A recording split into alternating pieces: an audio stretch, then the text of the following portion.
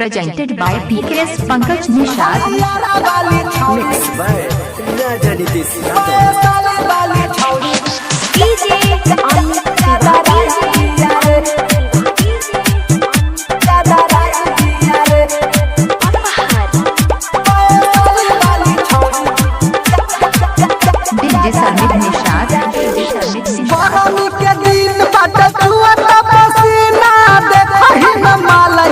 लागेली हसीना अरे भैया गरमी के दिन बाटे छुआ पसीना देखहि मालई त लागेली हसीना बंगाल से छौरी आइल बिया रे हई छपरा वाली छौरी गदर आइल बिया रे वैशाली वाली छौरी गदर आइल बिया रे हई आरा वाली छौरी गदर आइल बिया रे।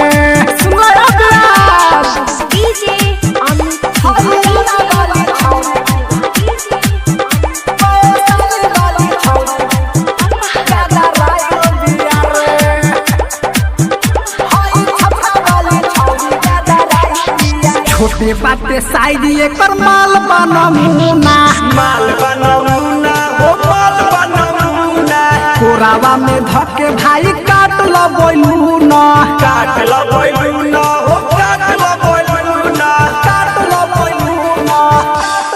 छोटे बाटे साइड एकर माल बनमुना कोरावा में धके भाई काट लबैलू न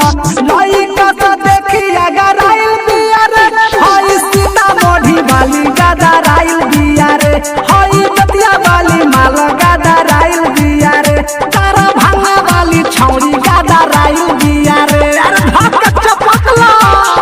डीजे